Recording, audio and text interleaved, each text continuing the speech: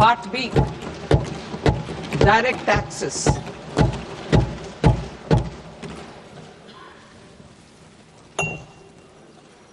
Honorable Speaker, sir, I now present my proposals on direct taxes. New Income Tax Act. In July 2024, I announced a comprehensive review of the Income Tax Act 1961. This was completed in a record time, and the Income Tax Act 2025 will come into effect from 1st April 2026. The simplified income tax rules and forms will be notified shortly, giving adequate time to taxpayers to acquaint themselves with its requirements. The forms have been redesigned such that ordinary citizens can comply without difficulty. Ease of living.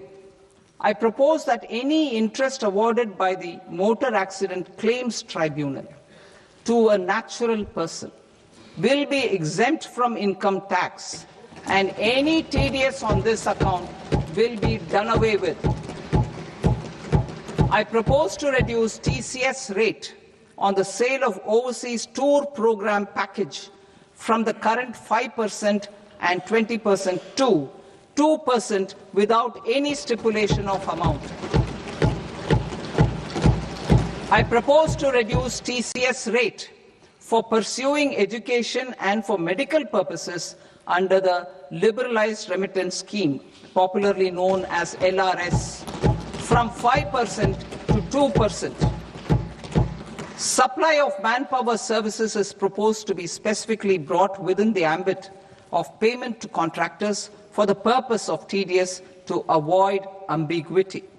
Thus, TDS on these services will be at the rate of either 1% or 2% only.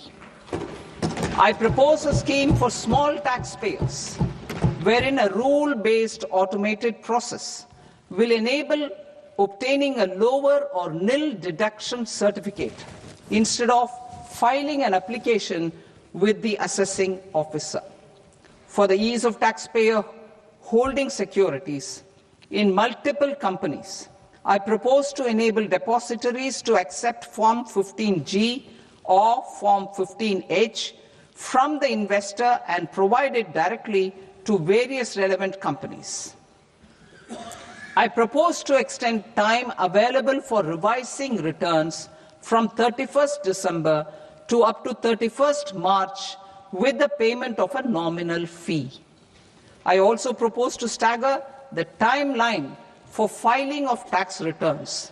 Individuals with ITR 1 and ITR 2 returns will continue to file till 31st July, and non-audit business cases or trusts are proposed to be allowed time till 31st August.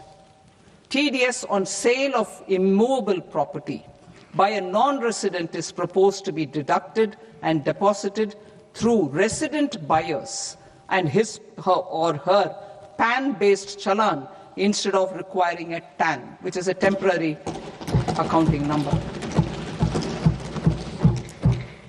To address practical issues of small taxpayers like students, young professionals, tech employees, relocated NRIs, and such others, I propose to introduce a one-time 6-month foreign asset disclosure scheme for these taxpayers to disclose income or assets below a certain size. This scheme would be applicable for two categories of taxpayers, namely A, who did not disclose their overseas income or assets, and B, who disclosed their overseas income and or paid due tax but could not declare the asset acquired. For category A, the limit of undisclosed income or asset is proposed to be up to 1 crore rupees. They need to pay 30% of fair market value of asset or 30% of undisclosed income as tax and 30% as additional income tax in lieu of penalty, and would thereby get immunity from prosecution. For category B, asset value is proposed to be up to 5 crore rupees. Here, immunity from both penalty and prosecution will be available with a payment of fee of 1 lakh rupees. Rationalizing penalty and prosecution. Multiplicity of proceedings are hindrance to the ease of doing business. I propose to integrate assessment and penalty proceedings by way of a common order for both. There will be no interest liability on the taxpayer on the penalty amount for the period of appeal before the first appellate authority, irrespective of the outcome of appeal process. Further, quantum of prepayment is being reduced from 20% to 10% and will continue to be calculated only on core tax demand.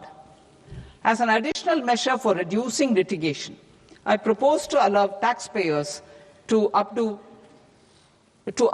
their returns even after reassessment proceedings have been initiated, and an additional 10% tax rate over and above the rate applicable for the relevant year. The assessing officer will then use only this updated return in his proceedings.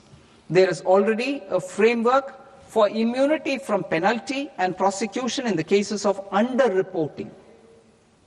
I propose to apply this framework for immunity to misreporting too.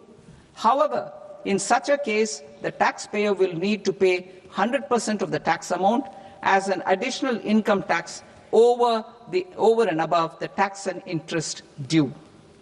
Penalties for certain technical defaults, such as failure to get accounts audited, non-furnishing of transfer pricing audit report, and default in furnishing statement for financial transactions are proposed to be converted into fee.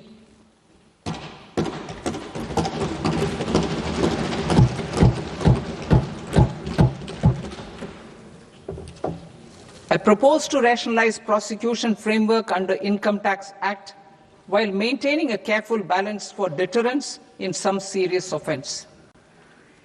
Non-production of books of account and documents and requirement of TDS payment where payment is made in kind are being decriminalized.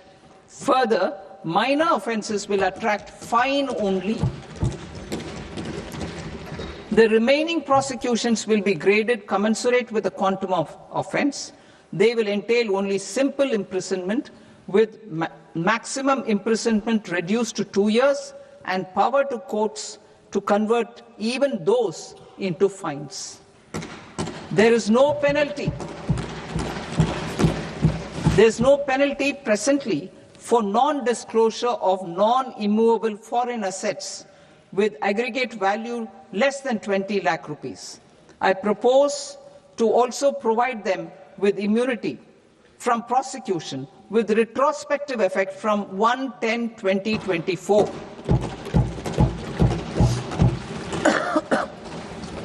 Cooperatives.